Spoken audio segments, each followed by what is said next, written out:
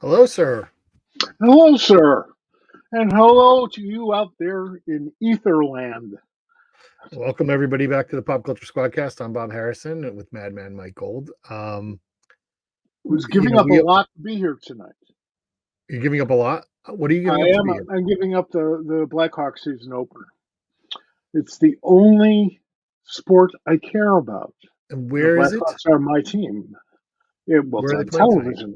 television. I believe they're playing in Chicago. They're playing Pittsburgh. They could be in Pittsburgh playing Chicago in and Well, Pittsburgh in Pittsburgh.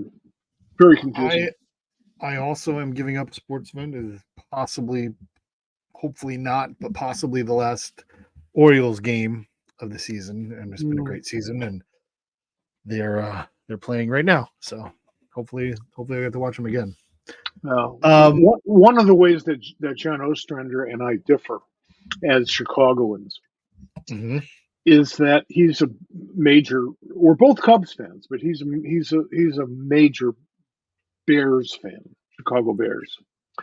So, as I think you can well imagine, we haven't talked much about the Bears lately. Sure, I wouldn't. There's no reason to. 15 until this week. 15. Yeah, You were that's saying. so. Well, it's funny because a lot of times, we start talking and we get right up to the minute, and we're like, oh, we got to stop talking and get live so we can talk to the people out here. So, That's um, right.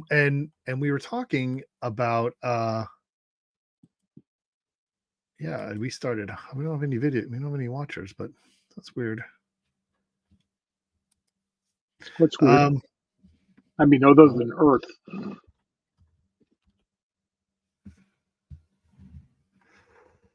All right, so we're out here.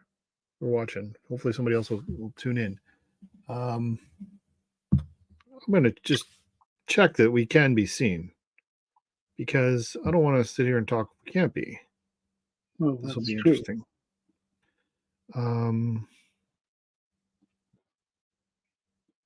Oh yeah. Oh yeah. We're out there. We're out there. People are watching now. All right. Oh, okay. So I retract everything I just said. We're out there. People are going. Okay. So anyway, the issue is that we have so many things to talk about. There's a lot going on this week. New York Comic Con is upon us. I have to finish this interview and discussion we're going to have tonight, and then pack because I have not done that.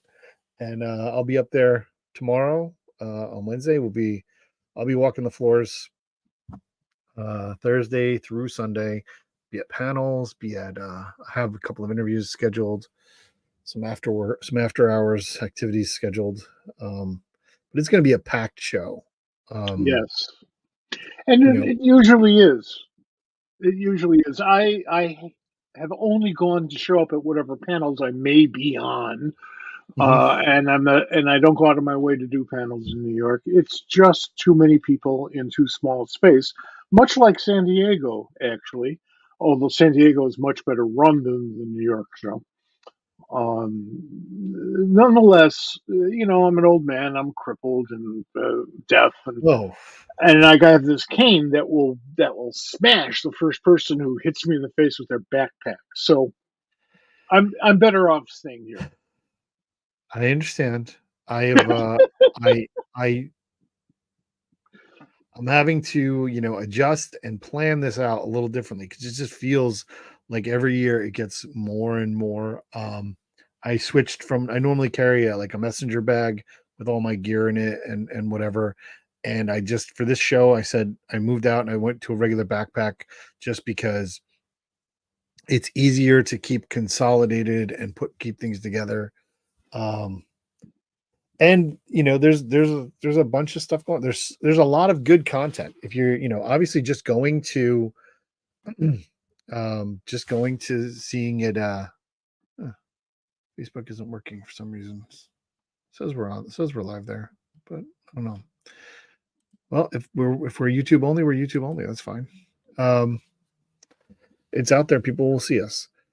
And I shared that link out everywhere. Anyway, lots of panels to do, lots of things to see, lots of vendors, lots of It's a comic book big show. books. Yeah, it's kind of at the end of the year. It's I was talking to a friend.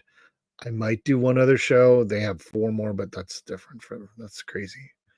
It's getting towards the end of it. And one of the things that to talk about is that our own Ed Cato, who writes for Pop Culture Squad, is going to be hosting a panel on Thursday morning, um, talking about Tripwire magazine, which is a Oh, you know, cool. yeah, he's going to talk to Joel and some of the other people. I was talking to Joel last week, and I am going to You're talking about Joel Meadows Joel now, Meadows. Yep, the editor, the publisher, creator of editor Tripwire. publisher. Yeah, Right. everybody. And if you go on Pop Culture Squad, and I'll put the link um, in the comments, but we did a special spotlight interview with Joel about his new graphic novel. He is now not only editor, publisher, photographer, also comic book writer. Yeah, it worked for Paul Evans. Yeah. Uh, I like Joel a lot. I haven't seen him physically in years. That COVID thing and my reluctance to go to New York or San Diego probably has a lot to do with that. But I love his magazine. One of these days, I'm going to hit on him to let me write for it, and he's a good chap. So He is. We had a lot of interesting conversations in the interview that I had with him. We talked again about the book. We talked a lot about his history with Tripwire. We just talked about the state of the industry. He has the same, hopefulness for for where things going, and while we all acknowledge that the industry has changed and evolved, I think is the word we used a lot. Um, evolved is one way of saying it. I think it has evolved. It's also shrunk, but grown in other ways. There are mhm. fewer people, but there's a much wider range of readership out there, much wider. And I'm mostly referring to the United States and English language comics. Um, so it's a good news, bad news situation. You always have to adjust for the times, no matter what you're in. Those that don't are called Sears, Roebuck and Company.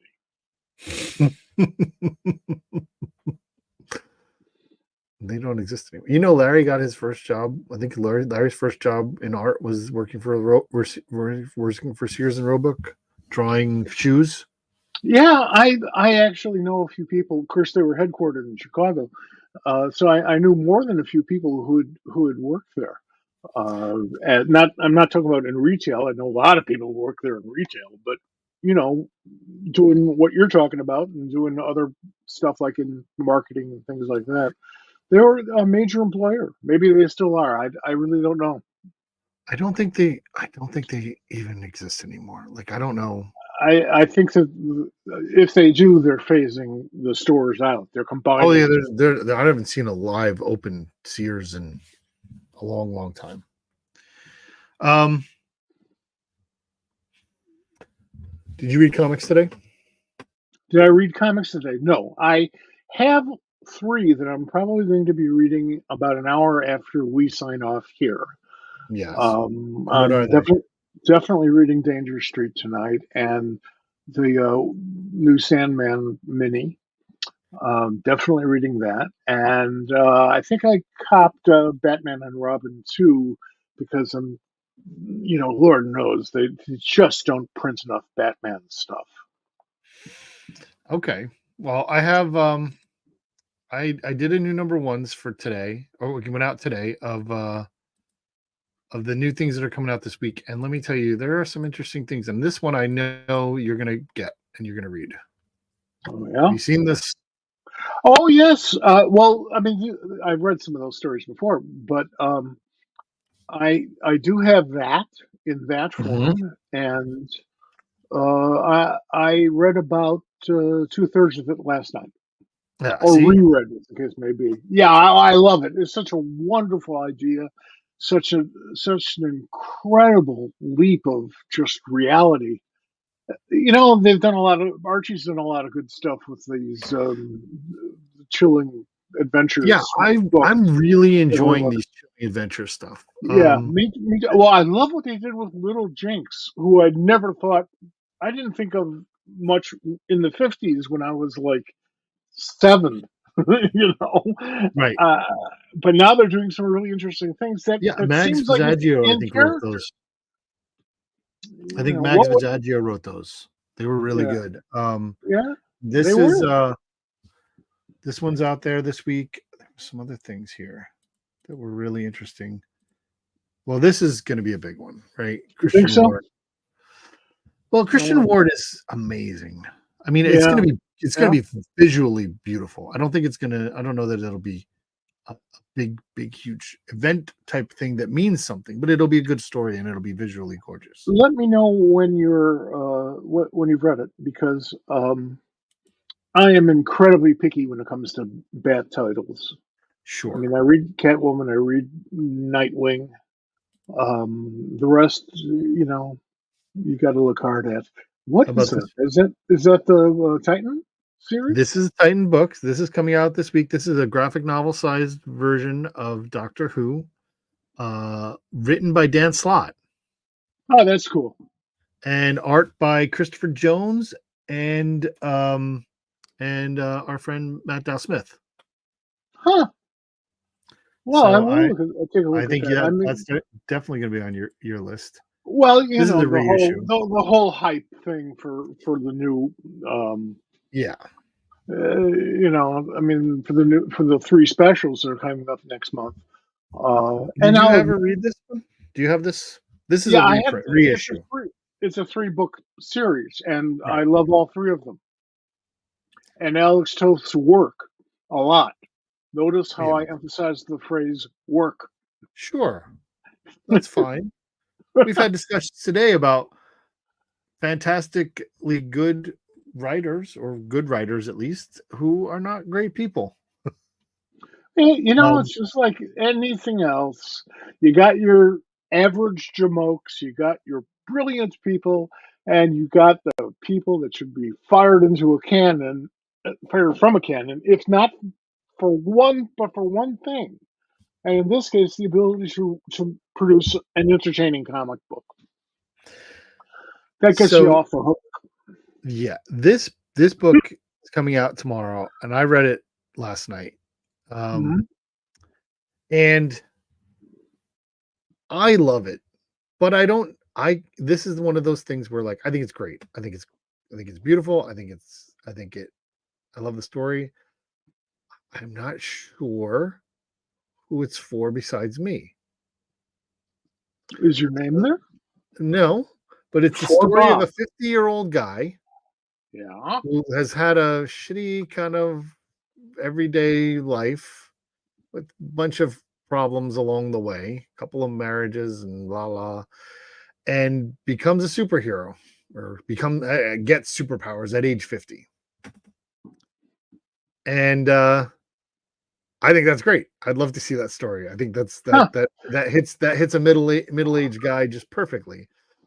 Well, he's a youngster to me, but I like the concept because I would if it were any other age group, I mean, or younger age group, you pretty much know where it's going.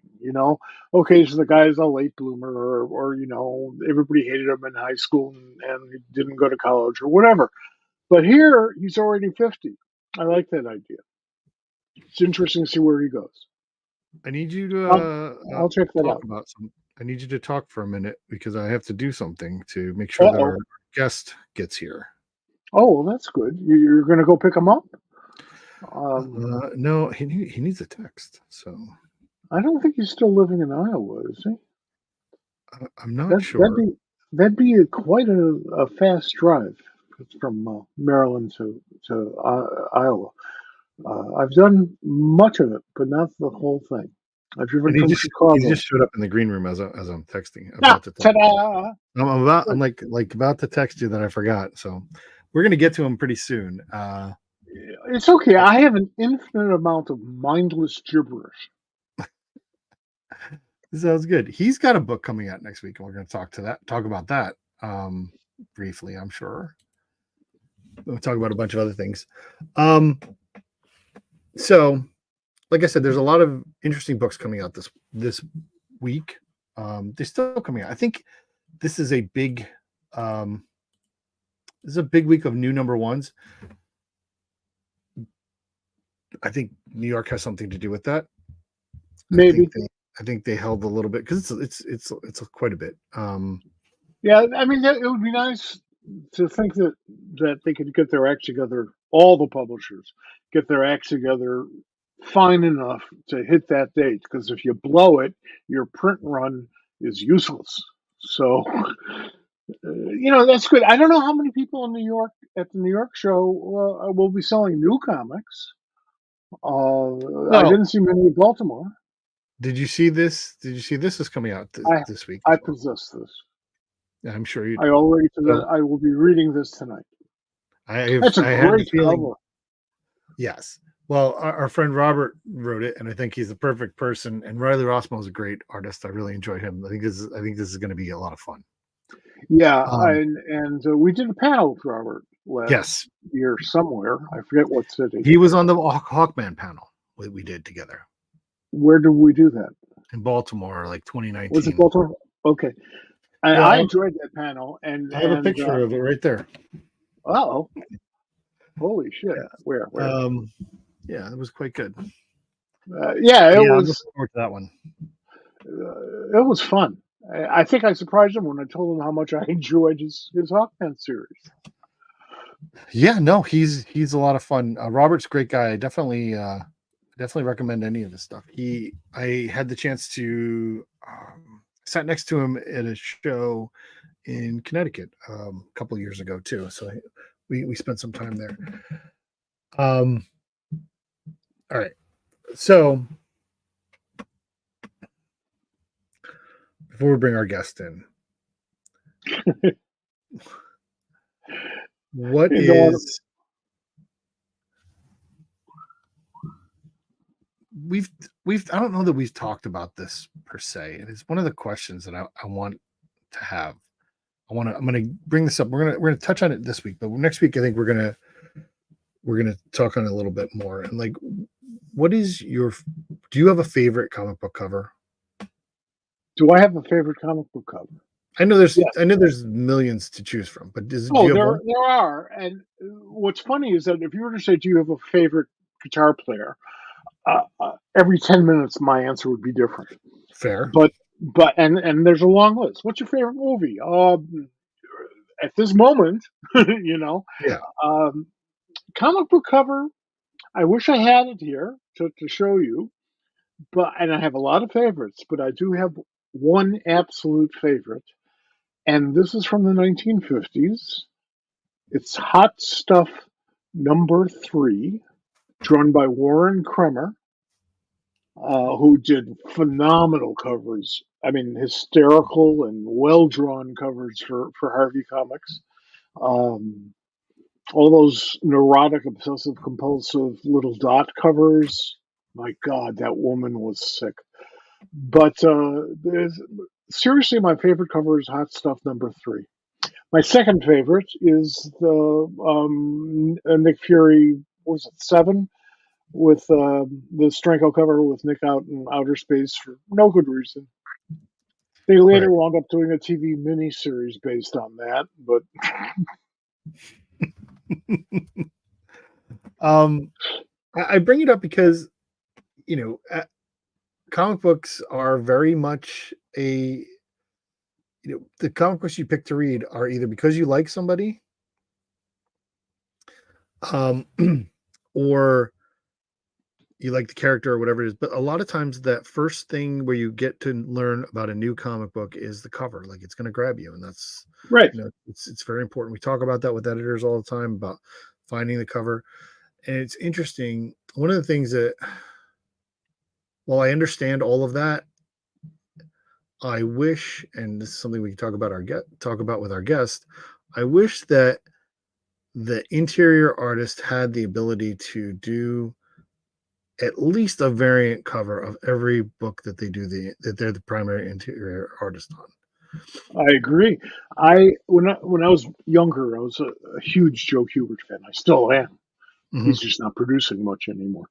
No. Um, and I felt cheated when I would pick up a Kubert book off the racks, a Kubert cover off the racks, and he didn't do anything on the inside. I felt cheated. So Okay. I still have that memory. I still have that feeling. So it Because can go there's both ways. You want to see that artist on the insides, but also I think I like with the the other way artist around. I want to see has the the person on the opportunity inside, on the because, outside. like, for example, well, an example of this is Doom Patrol, right? Um, on Grant's last issue, like Rich Case begged to do the cover because Bisley had been doing all the covers, right? So they Right, were all and it had that feel. And the same thing with Swamp Thing, where the interior artist is hardly ever doing the cover because they get some, you know, amazing art painter to do the covers. right, right. So I just realized if I had my way, my friend, and I mean this, my good friend Alex Ross, who I admire enormously and is a homeboy, um, wouldn't have a job. So I get that. right.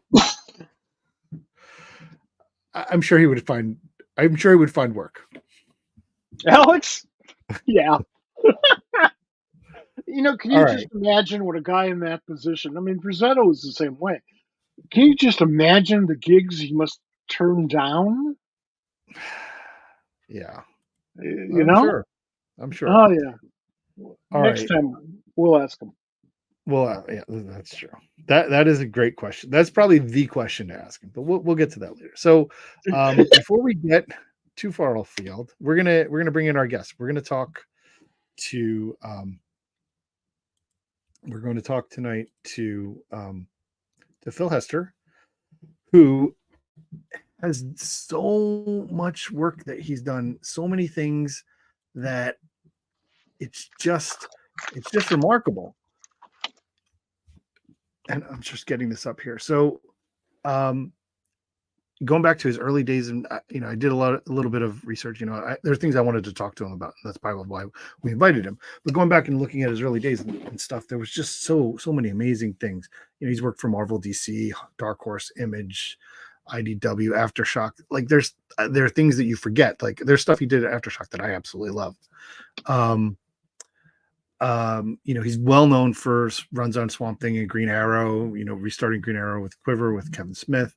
Some of the notable things he's done is The Family Tree with Jeff Lemire recently. And I really want to talk to him about Gotham City Year One. I had a chance to briefly talk about him.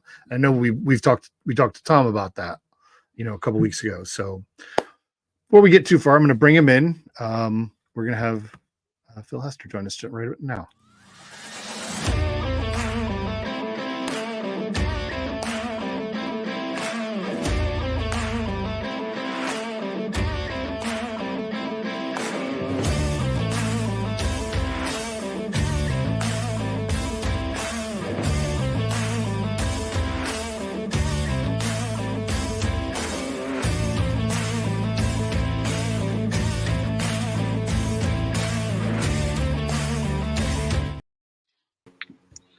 Hey, Phil. How are you? Hi, Phil. Hi, Bob. Hi, Mike. Thank you so much for joining us, first of all. Where are you located right now? I'm in Iowa. Still? Never left. I'm in the middle of the country. Yeah. Flyover country. Yeah, that's me. I got a hell of a speeding ticket going into Iowa from Illinois. Yeah. The state trooper who looked like he was from Central Casting, Right. And he had the swagger. And I realized, I kept on telling myself, like, don't laugh. Don't laugh. Don't laugh. This is not going to help. And the guy comes up to me and says, I had to pass 3 cars to catch up with you. And I figured, okay, fine. Here's my license. Here's the registration. And then I got to Iowa at the speed limit. You Didn't didn't want to stop see the that other guy. 3 cars that he had to pass to get to you? I don't know. I should have asked them to identify them as they passed us. I go wave to them. It looks like a state you should be able to speed through. Like Yes. South Dakota bumps up their speed limit. Nebraska bumps up their speed limit. And to anyone from a metropolitan area, it looks like it's speedable territory. But it's a very, we were one of, our speed limits are still pretty low compared to all our neighboring states. Well, in my neck of the woods, I live in Connecticut. There's this highway. It's a 2-lane highway, beautiful old bridges, very nice, beautiful. It's a lovely ride. 2 lanes. The right lane, of course, is where the traffic comes in or slows down to get off. If they're smart, Dave Letterman got into an accident by not slowing down. And then there's the left lane where the average speed is warp factor 4, Right. like that. And that was it. So I have to remind myself, unless I'm going to Canada, I have to remind myself I'm not in Connecticut anymore. Right. It's insane. It's insane. All right. So we're talking all about driving. Isn't that Exactly. This is what That's what people tune in for.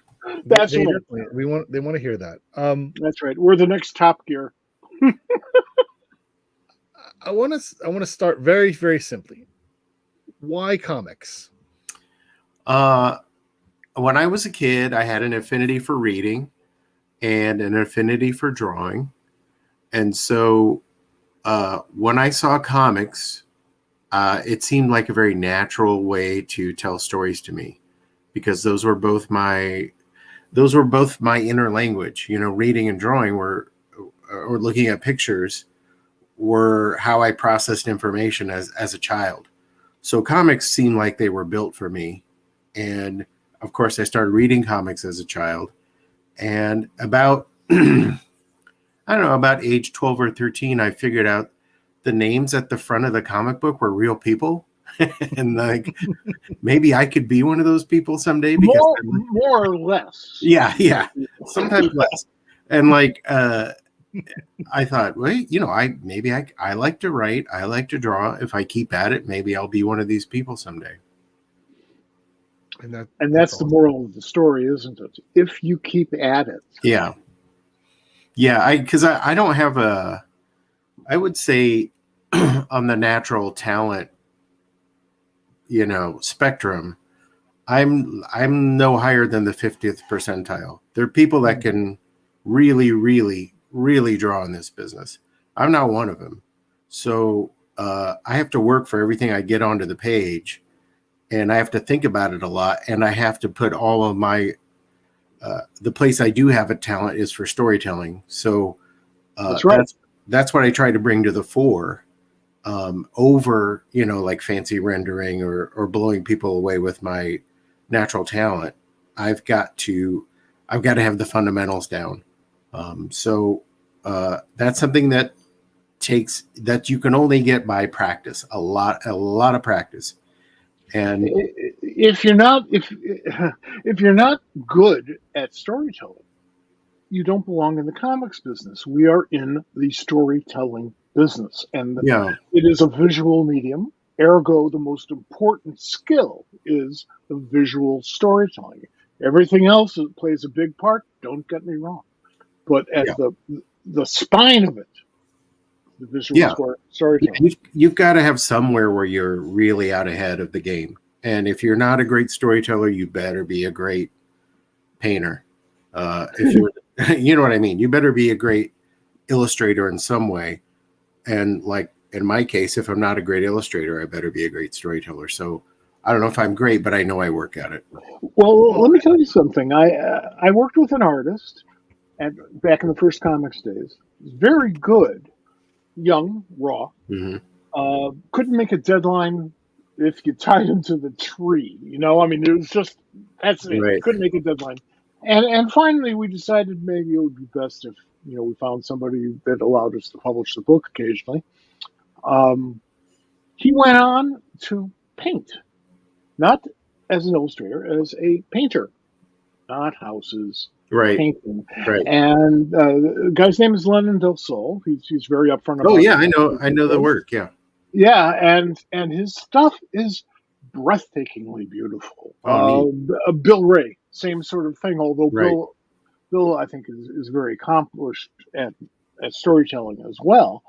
And I don't recall that him ever being a deadline issue, but Lennon went the direction you just discussed. No, I'm such a nerd. I remember Lennon's work. But he was in on Star Slayer. Yeah. Yeah, he was our first regular on Star Slayer, and he actually created the first designs for Grimjack. Right. Oh, I didn't know that. Yeah. Well, Tim gave his designs, right? I'm sorry, say again? And then Tim gave his designs, which changed it so much that John. Well, yeah, but Lennon, for his work, because it did kickstart that was a different meeting today. Right. It did start that character, that project. He gets a small piece of the action. He gets a fair piece of the action in my book. John and Tim totally appreciate and understand his position. So there. Well, that's good. I think that you're selling yourself short, Phil. I think you're an excellent illustrator. Whether you feel that it comes from more effort than it should, that's regardless of the fact that the outcome and the product is excellent. I appreciate that. I agree. I will pick up a book that I don't know about. If your name is on it, at least I know there's a story there. Right. Good. That's all I can ask for. And to be honest with you, I think, and I don't mean this in a bad way, but I feel that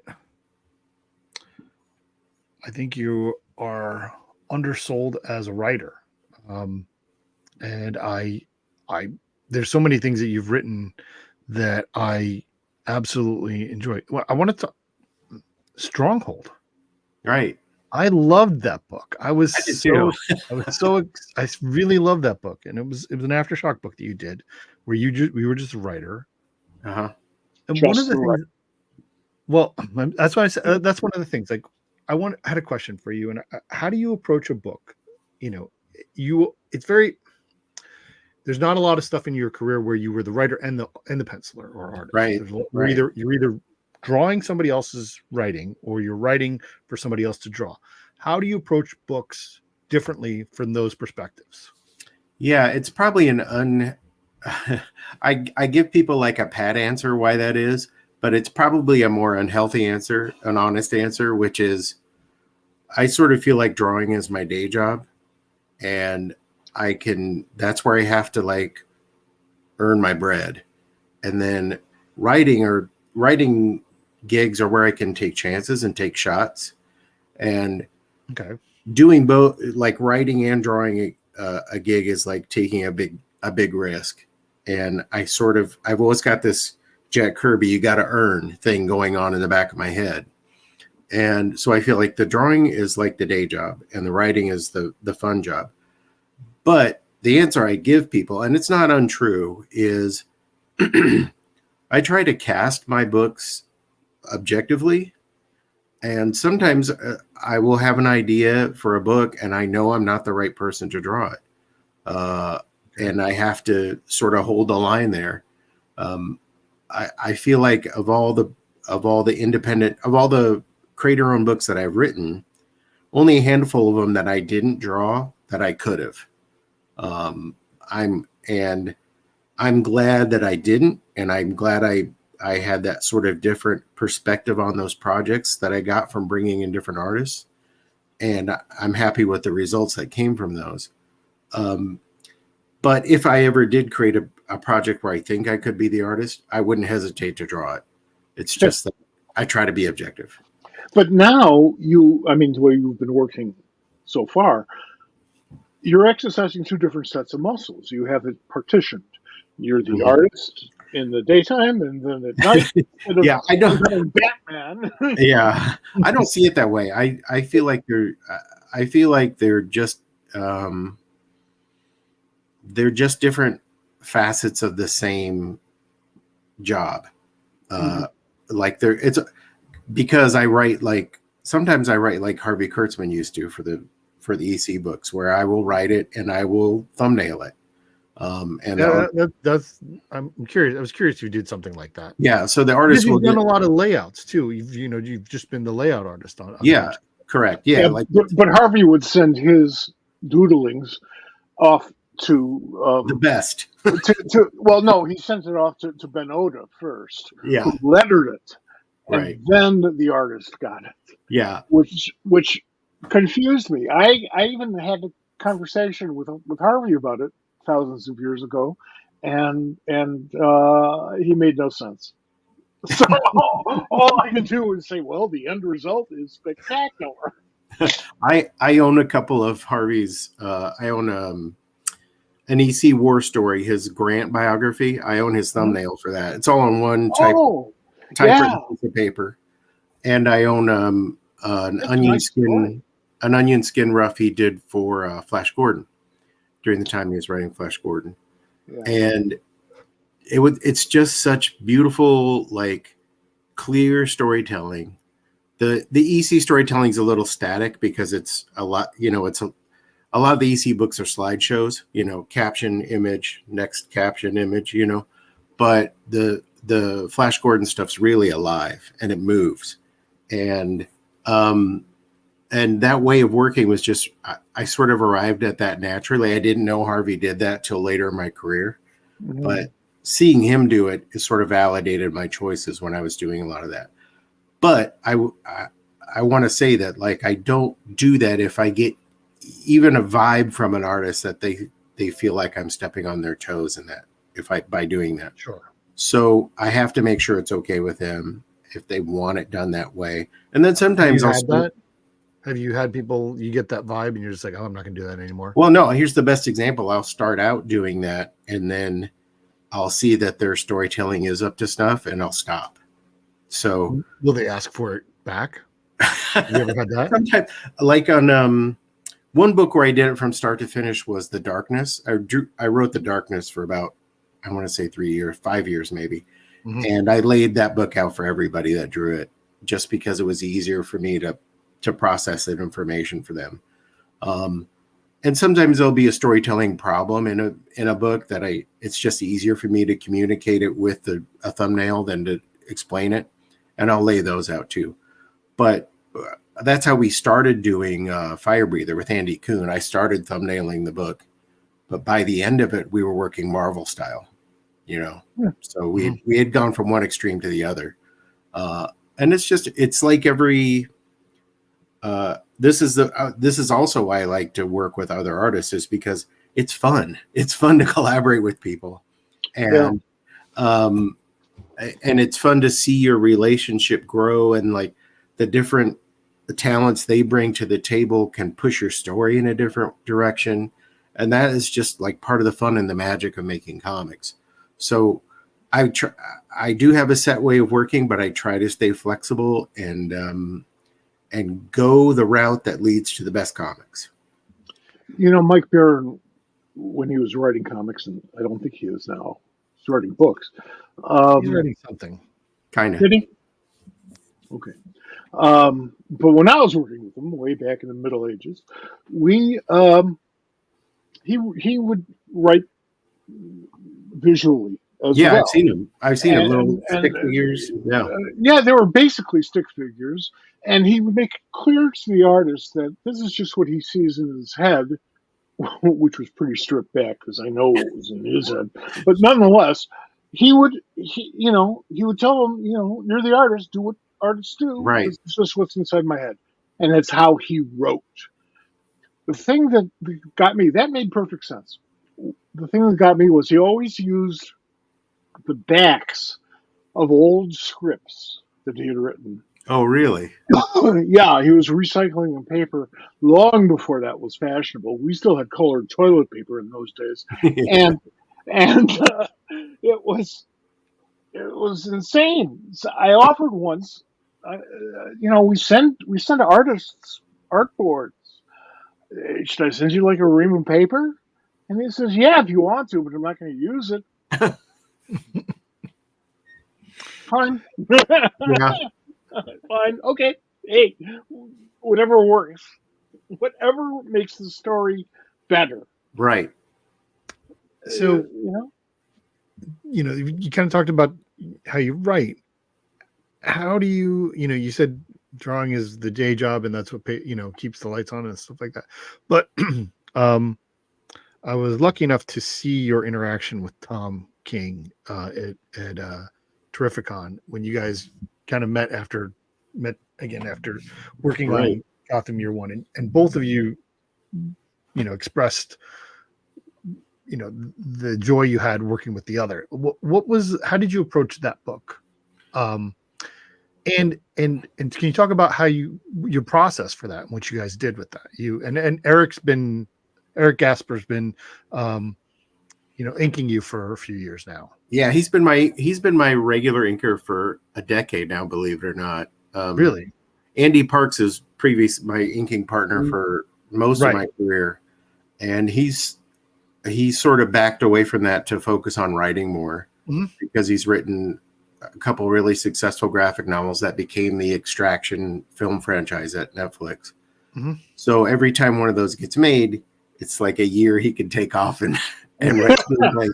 So he's been doing that for a while. And also drawing is physical.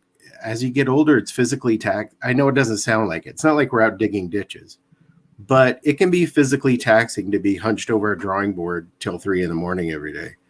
And Andy just didn't need that in his life anymore. So gaps. I'm lucky that Eric is a local artist, and I've sort of known him since he was in college, and have sort of been able to sort of like, train him up and bring him along to sort of take Andy's place. But as far as Gotham City Year One goes, I knew it was like I tend to, as an artist, I tend to be drawn toward more fantastical things. Like I want to draw swamp monsters, I want to draw aliens. I want to draw this far out stuff. And I knew right away from the jump that Gotham City Year One, even though it was tangentially a Batman book, I knew Batman was going to be on 2 pages of the whole, 6 issues. So I knew I had to find a way to make what could get bogged down as a kind of a conventional talking head story. I needed to find a way to sort of blow those pages open and make them engaging and make them have a kind of a subtext that people like subconsciously reading along, they would find these places where I would repeat motifs and themes. And so it was like a big challenge for me, but also it was like super rewarding because Ben Abernathy, the editor, and Tom, the writer, were both like, yeah, go nuts. Do your thing. And I'm a big fan of the kind of vertical storytelling that Frank Miller does and Howard Chaykin does, where they will draw, a lot of like European artists and people who grew up on European artists are all horizontal or strip artists are horizontal storytellers, right to left and or left to right. And sorry, I was reading manga. But the way Howard and Simonson does it too, they'll pull you down a page. They'll pull you across and down. Eisner does it too. And it's such an underutilized aspect of American comics, especially with the birth of guided view, death to guided view. But because I feel like the page is a panel in and of itself. It has a character in and of itself. And you can use that for storytelling purposes. And when you don't, you're sort of, tying an arm behind your back. So you're in the film strip business, right? So that's really what it boils down to. So for me, it was like a challenge of making this what could be, it could have been like an episode. Gotham City could have looked like an episode of Mannix. You know what I mean? Just people getting in and out of cars and arguing. And it was my job to make it like visually engaging, and I feel like I could accomplish that, and to me it's very satisfying. You did. It's a work I'm still proud of 6 months later, which is pretty rare. I get that. I have that issue myself. I think it was wonderful. I really enjoyed it, and when that little fanboy that's been paying my rent all these years, when he says, "Oh, I'm looking forward to the next issue of that," I pay attention to him because he's been paying my rent all these years. So Right. now I had that response to that series. It's like, Good. cool, look. Yeah, it was a lot of fun, and I learned a lot as a writer from working with Tom. I learned a lot about discipline as a writer, like knowing when to drop that right hook on somebody, and when to deliver it in such a way that they don't know they got knocked out. Like I thought issue 6 of that book, there's big loud moments in issue 6 of that book that you go, oh wow, this is the seeds of Batman. But there's also later in the book near the end, there's a very quiet moment that's the true origin of Batman, and it's just tossed off in a line of dialogue. Yep. Yes. And if you're not watching closely, you miss it. And I think Tom's really good at that, and it's something that I have to learn. I have to learn that kind of discipline, because a lot of comic book writers, me especially, because we grew up on Gardner Fox and Stan Lee, we'll have characters when we want to make a point in a comic, we'll have the character turn to the camera and make the point, Right. He'll shout it, or as he's punching the bad guy, he'll say, he'll drop his whole manifesto. Here's the big point. Come on. I mean, that's also, I mean, there are fantastic writers that are guilty of that too. It's just part of their style.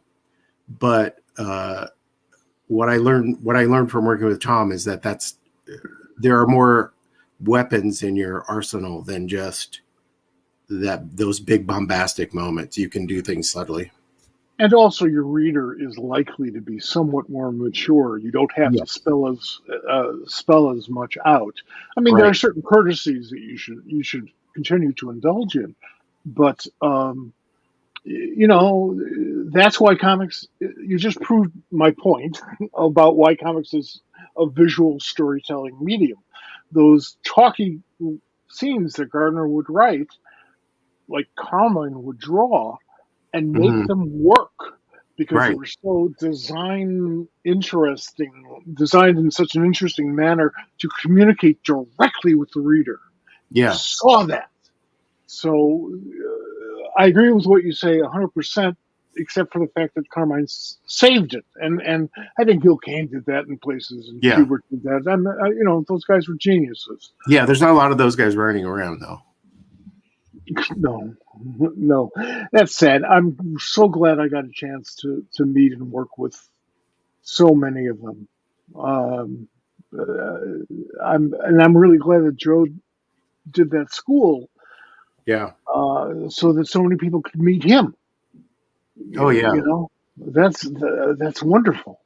Yeah, it's one of the coolest parts of this job is that, I mean, I feel old now. I'm 57, but like right when I started working at DC, I got to work like with Joe Orlando. Yes. Like, oh, that's an EC guy. That's a Golden Age guy. That's like a direct link to that era. And it's cool that like, so a young creator working with me now, he's only that 2 degrees away from Joe Orlando. Do you know what I mean? Sure.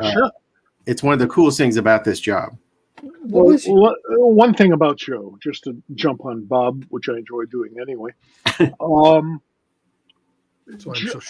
the people I've learned from in this medium, and that list runs about the Manhattan phone book, I've learned more in less time from Joe Orlando, just being a couple of office doors down from him, Right. walking, and we talk about a piece of art or something, and he would constantly be teaching me and anybody else who came in about how to do it better.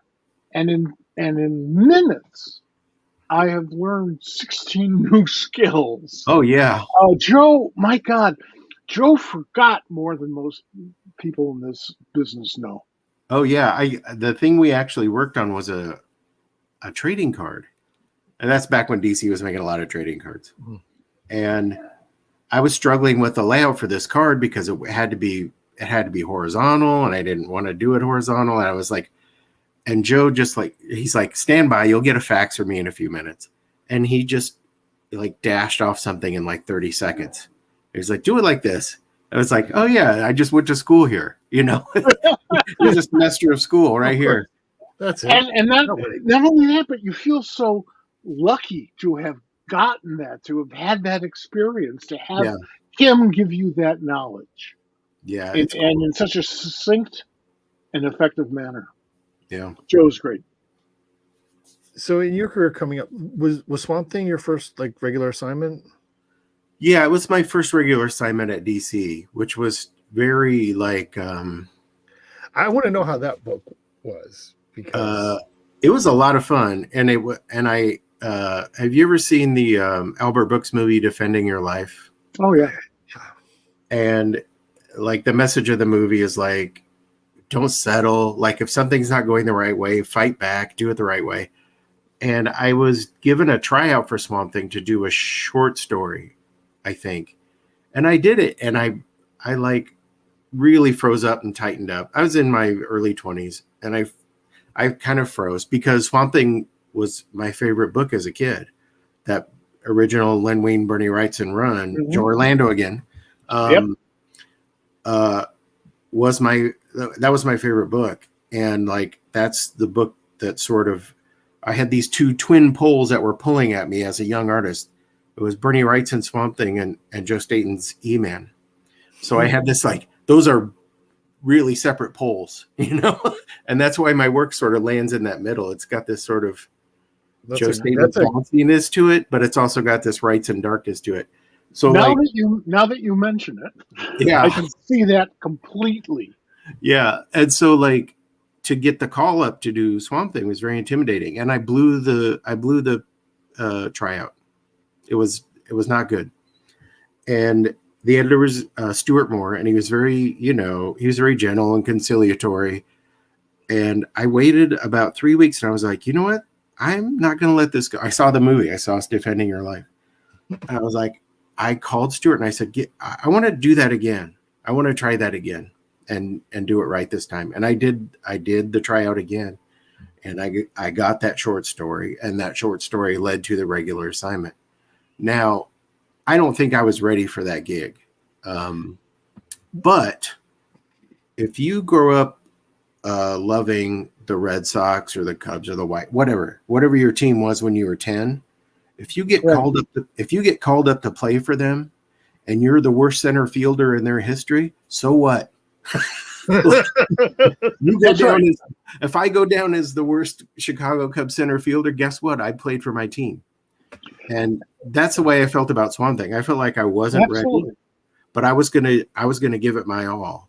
And that's the only way you get ahead. You grow as an artist. You stop being a newcomer and you start becoming a pro. Right. That's the way you do it. Those are risks. Those are chances. But nobody said this was going to be easy.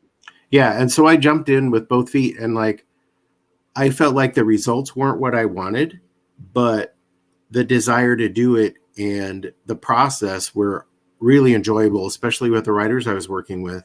Well, that's kind of what I'm getting at. Like, how was it working with those writers at that time where it was, it was, I was already a big fan of Grant, and Mark's younger than I am. So he was kind of an unknown quantity. Right. That's where, like, I mean, that's kind of the book that Grant kind of brought Mark on. They wrote the first arc round robin.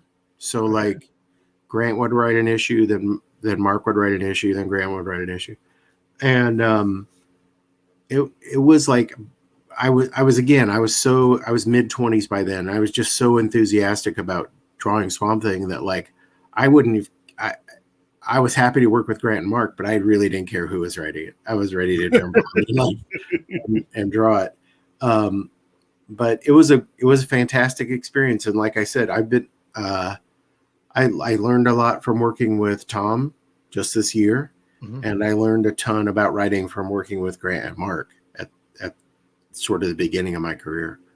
So it was a super valuable experience. And I learned how to be a professional comic book artist.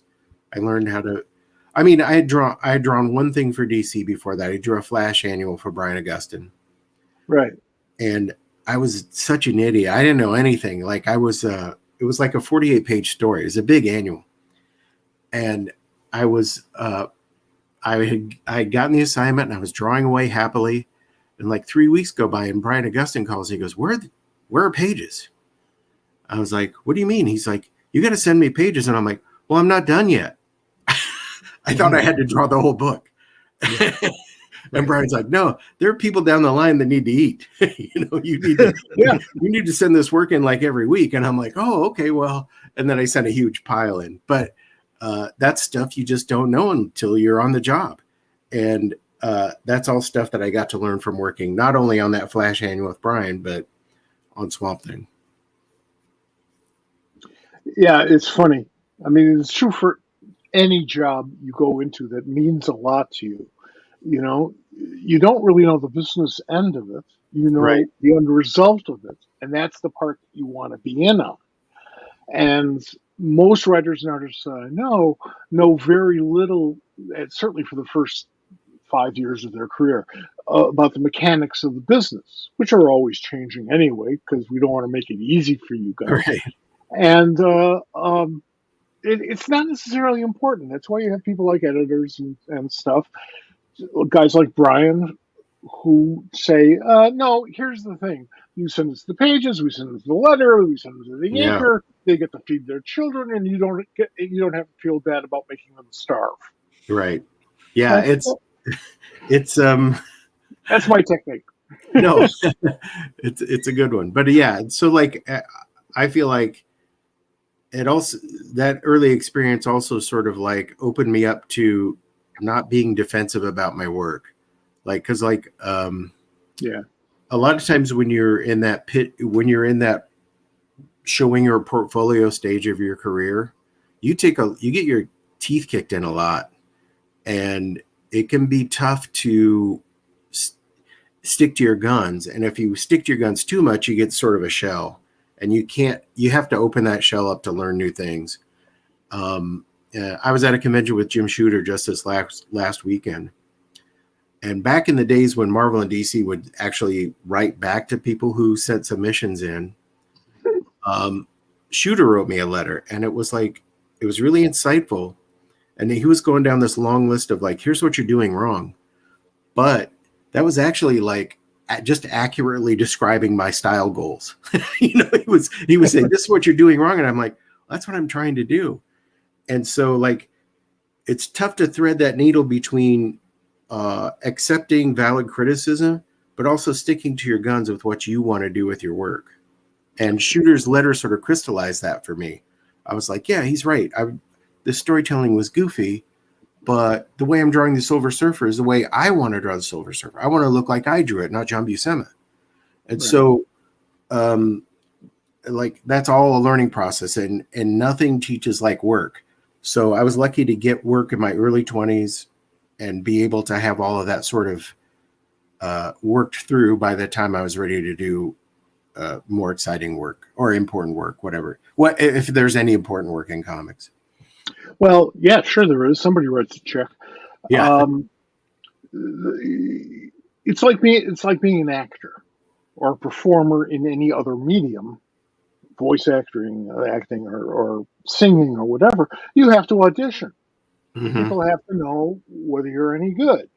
And the pressure that's put on you, particularly in the beginning, is awesome. Humans aren't meant to jump out of that bathysphere, you just get crushed over and over and over again. And if you don't let that give you a sense of resilience as well as taking it as an educational opportunity, you're not going to get through it. If you listen, you pay attention, you get a variety of different opinions, and then you do what you think is best, chances are much better you're going to be able to land work. Yeah. Maybe not, and maybe you're no damn good. I mean, that's true for a few people. I have this theory that's not backed up by any evidence, but I have this theory that the cartoonists who make it are usually the second best comic book artist in their circle. You know, they're the second best comic book artist at their high school or in their peer group, because the best ones get out there and they get punched. They get punched in the mouth, and they've never been punched in the mouth before. That's right. They have a glass jaw. Yeah, and they close that portfolio and they walk away.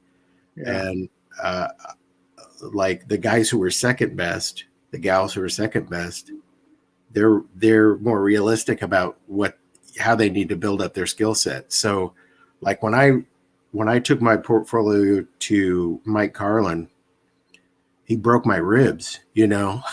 Like but I took notes and I went and worked on that.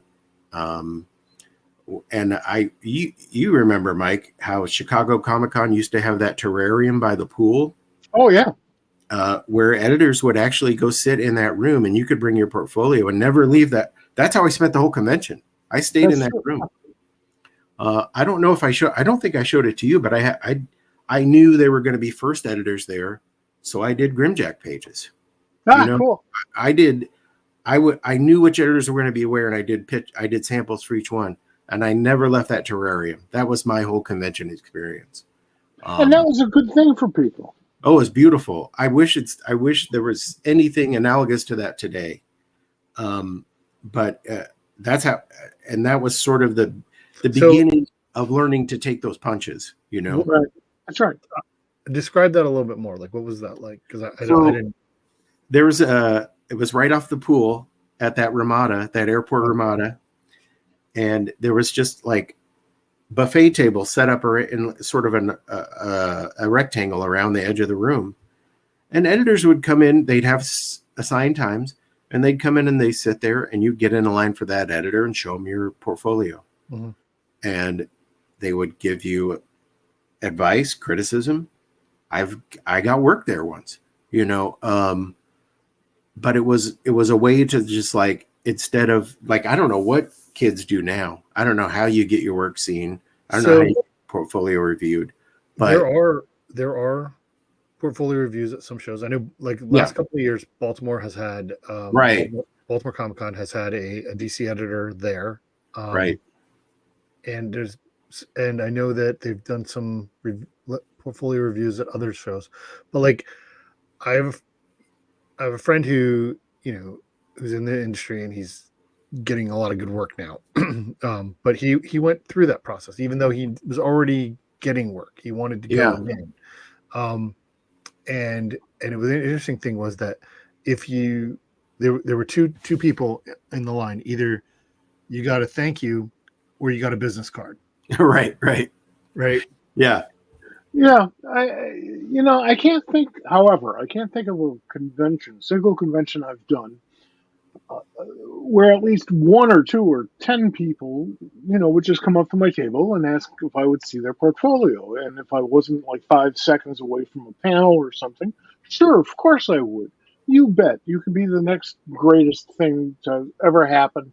Or you could be wasting an awful lot of your mom's car fare going to the show. You know, let's straighten this out.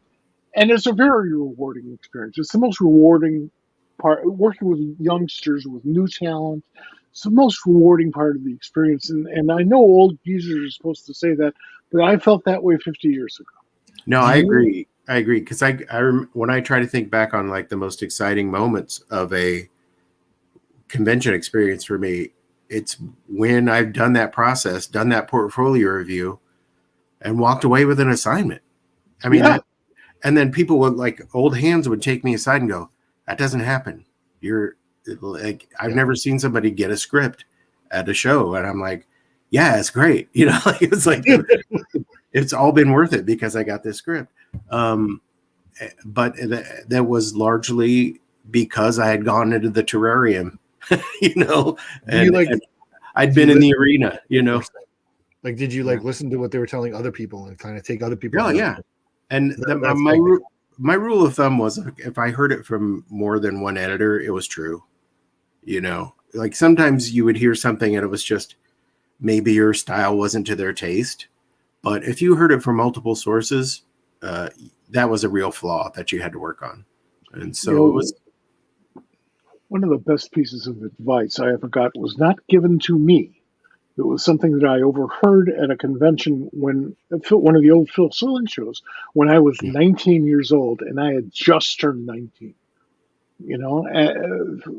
Jim Steranko was looking at a kid's portfolio, and Jim said, "Hey, this is really nice stuff." And he explained a couple of things. He says, "But here's what you should do." You could see the kid stiffen. He goes, "Yeah, you should hire a professional letterer, because people are going to look at these pages and they're going to see amateur lettering and think you're an amateur." Oh, people bail out immediately. And I'm 19 and I'm thinking, my God, that makes incredible sense. Yeah. So thank you, Jim Steranko, for that and so much more. Yeah. It's funny because all those little pearls stick in your head, Yeah. And I still I don't resent, that's not the right word. I am disattracted, how's that, to amateur lettering. Yeah. And today with computers and stuff, you're not trying. Right. I mean, if you're 11, fine. No. Yeah, there's a place for it. I guess if you're doing sort of a confessional kind of crude drawing style, you can get away with a cruder form of lettering. Yeah. But if you're trying to draw an Iron Man knockoff and the lettering looks like it, came from a third grader, people check out immediately. Yeah, I mean, my roots go back to the underground comics. Yeah. And I don't think that I could say that professional lettering was the strong suit there. No. But it didn't matter because it fit the context. Yeah. It fit the environment. Yeah, that's true. And it wasn't an amateurish environment. It's very hard for me to explain.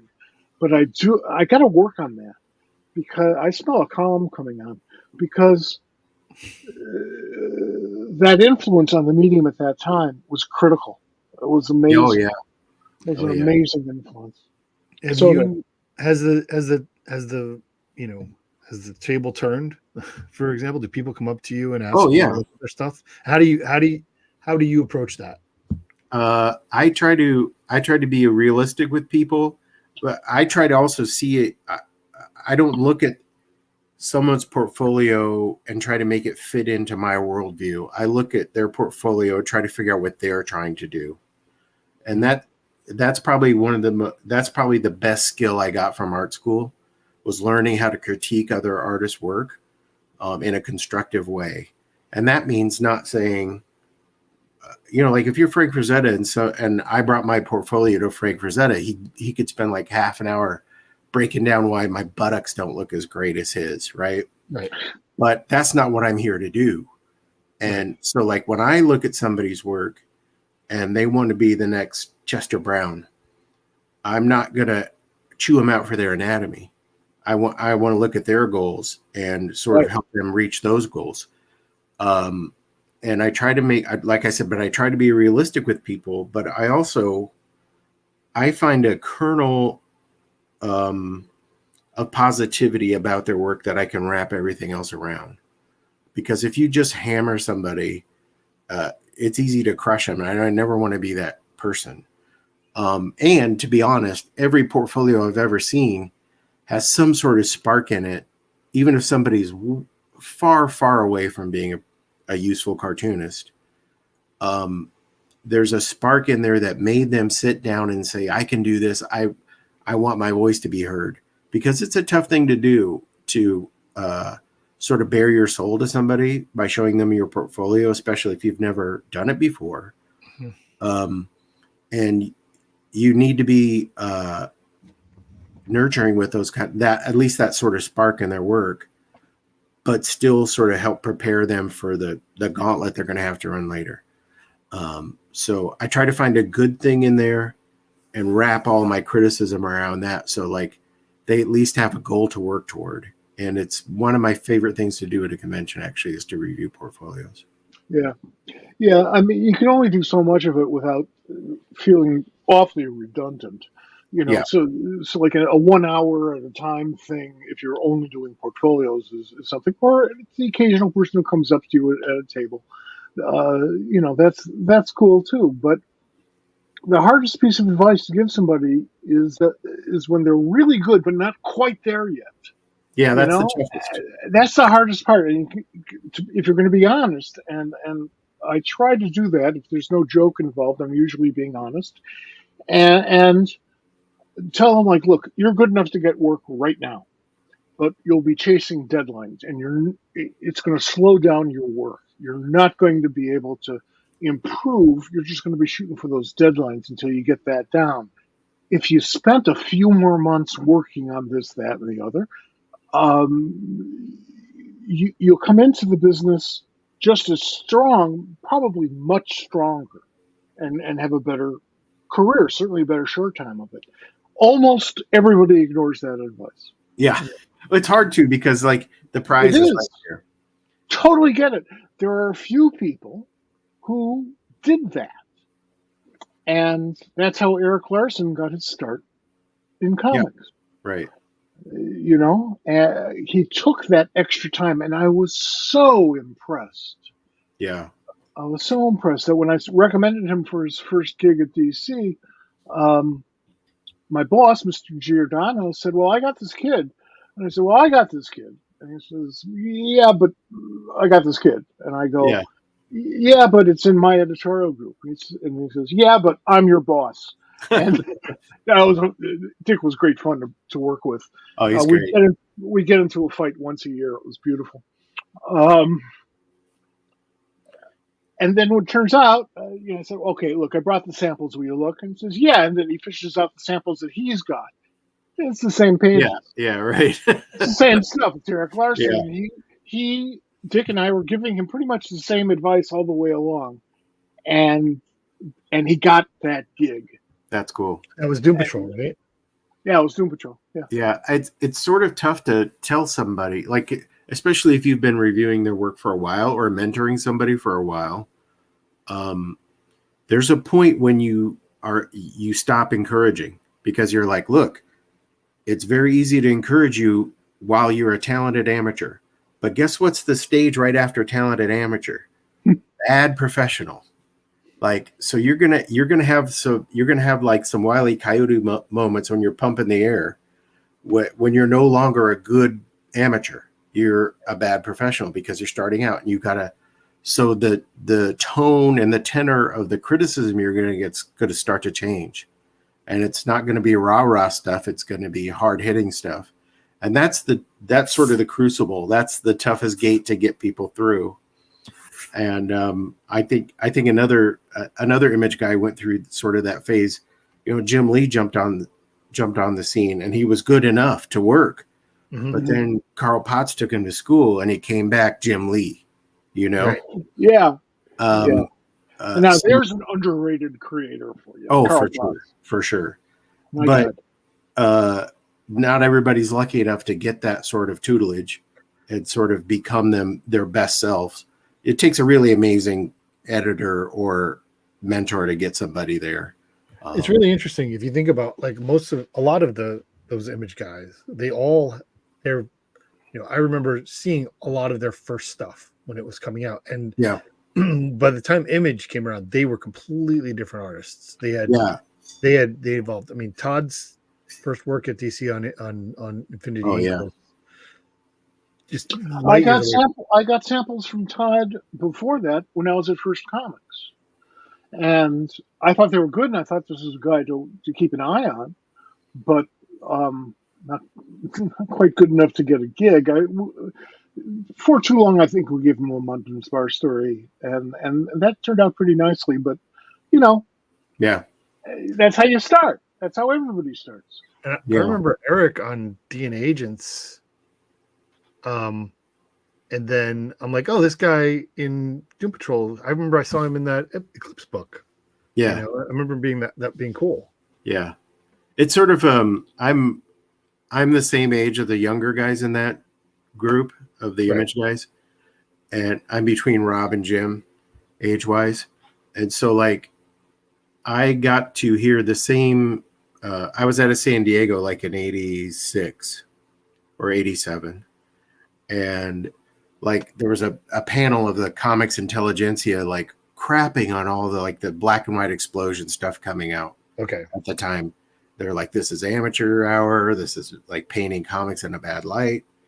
And Will Eisner sort of like shushed the room and said, look, this generation of cartoonists are the first people that have had to grow up in public since the golden age.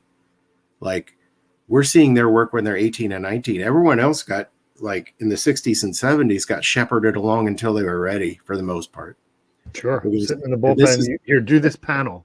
Yeah, and this is like the first generation since Will's that was shoved into the spotlight on day one before they were ready, and I was just like a little halo appeared behind Will Eisner for me, and I was like, yeah, he's right, and it's so sometimes that growth process was painful, because a lot of like I want to disavow a lot of my first several years of working in comics. Because I started working when I was like 19, and I want that stuff to disappear. But like I said, nothing teaches like work. So grinding out those 200 terrible pages made it so where I could do stuff that I find satisfying today.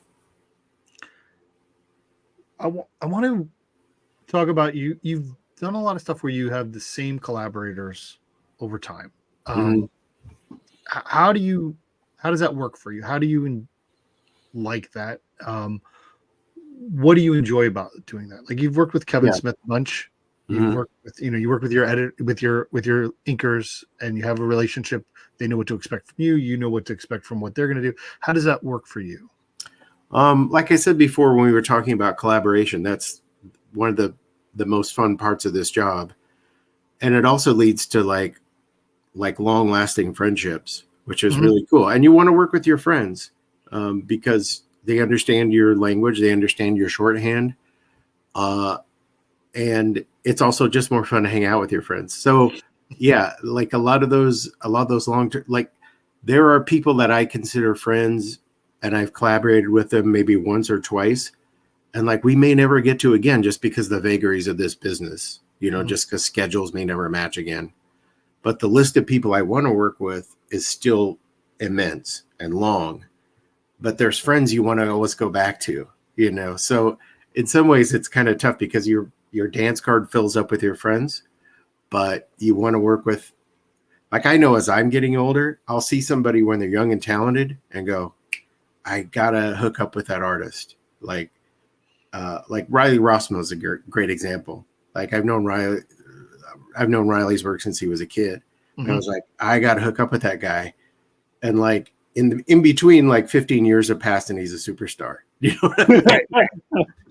We were just talking about him. He's got a new Sandman book coming out. Yeah. I mean, or same thing with Danny Warren Johnson. I was lucky to do a story with him at the beginning of his career. I never will again. Right. Because he's always going to write his own stuff. He's always going to, call his own shots. So it's a tricky thing. You want to work with new people, but you have friends you want to work with too. So it's a great problem to have. You see, that's part of what makes this medium unique. In other media, if you're working in a collaborative form, it's usually a bunch of people working together and interfering with one another. Sometimes everything clicks, but you don't get to choose everybody in the room. Right. The people with the money get to choose everybody in the room. Right. So if you're making movies or television, music for that matter, it's not your effort, and you don't have the say necessarily on, who gets to help you. Certainly not in the beginning.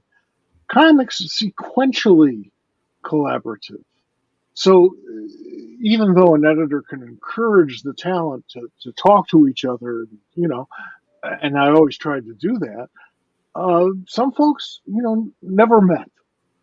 They never met their collaborators. Right. They would talk on the phone, or nowadays you'd send emails or texts, uh, or just go through the office. You let everything happen through the office. If you want to take more control, and you have what it takes to back that up. I mean, a newcomer is not going to be able to do that, but once you're in and you're reliable and you're good, chances are very good that you're going to be able to call those shots yourself, or at least have major impact on those shots. If somebody Mhm. says, "Hey, we want you to work with," oh, let me make up a name, Vinny Coletta, you could say, "No, I don't think that would be right." You Yeah. don't have to say because I'd kill him. You could just say that would be right. Yeah. It's going to sound funny to people because Andy and I are seen as a team. Andy Parks and I are seen as Sure. a team to most creators. But like, there was a point early in our careers when I was working at DC and he was working at DC, but they would not let us work together. He was inking Catwoman and I was penciling Swamp Thing, and we both had regular assignments, or he was inking Wonder Woman too, and we both had regular gigs there. But the powers that be did not see us as a team, and it took Bob Schreck over at Kamiko to like let us do something together. And then from then on, we were seen as a team. And then like I think even Green Arrow at DC is when finally DC saw us as a team. Well, But, you get that big number one with your names on it, so yeah, it'll that do helps. that. That helps Yeah, a little bit. That helps it a little does. bit. It does. Yeah, it's very risky doing work for Disney or for Warner's because they're huge bureaucracies. And what's really sad about it is that back in the old days, they were small bureaucracies. They were Yeah, just as bureaucratic, and right. sometimes, bizarrely so.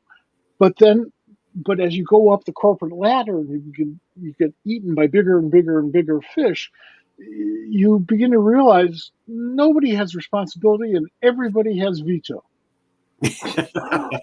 Yeah. Not a fan of bureaucracy. Yeah. It's Especially anti-creative. when you're a kid and your just head is just full of the romance of what a comics pro is like. And Right. like me, I grew up in the sticks. I still live in the sticks, but I grew up in the sticks, and like my only idea of what the comic book business was like was Stanley's Soapbox and Steranko's History. Mhm. So Steranko's History filled me with all this like romantic ideas of what it was like to suffer as a cartoonist. Um, and like getting into the business and meeting people for whom this is a 9 to 5 job, kind of it's tough. There's going to be a clash there. They don't have those same romantic notions about what this business is. Yeah, that's true. And you bring your passion to the table. Yeah, So not everybody's passions are the same. right. And is like sometimes the business beats those passions out of you. That's true. That's true. Um, I would. My wife would probably be upset if I did not bring up Family Tree. Okay. She loved that book. I love that book. Oh, I'm glad.